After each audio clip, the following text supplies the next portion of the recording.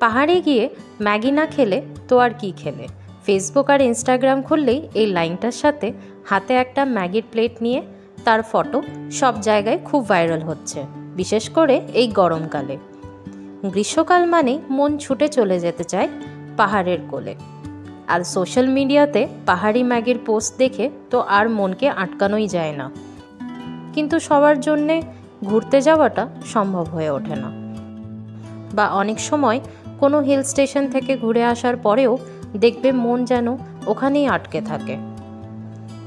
পাহাড়ি অঞ্চলে শুদ্ধ হাওয়া বাতাস বা সৌন্দর্যটাকে হয়তো আমাদের সাথে ব্যাগে প্যাক করে নিয়ে আসা যায় না, কিন্তু ওখানকার কোনো স্পেশাল খাবারের রেসিপি যদি পাওয়া যায় তাহলে। নমস্কার, আমি দেবযানী, আপনাদের প্রিয় হোস্ট।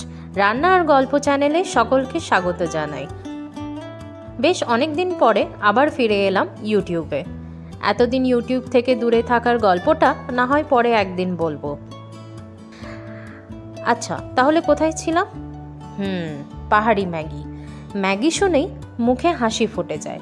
আর এই ভিডিওটাতে আজকে আমি দেখাচ্ছি পাহাড়ের স্পেশাল ভেজ ম্যাগির রেসিপি।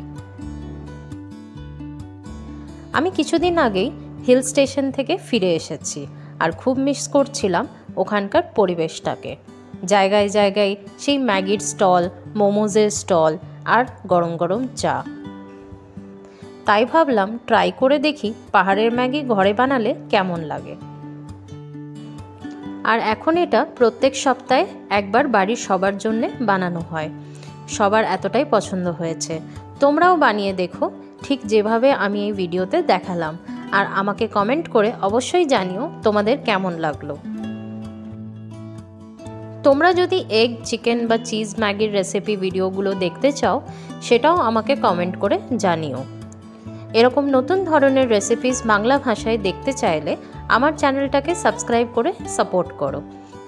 আর হ্যাঁ, এই ভিডিও তোমাদের বন্ধুবান্ধবদের সাথে শেয়ার করতে একদমই ভুলবে না।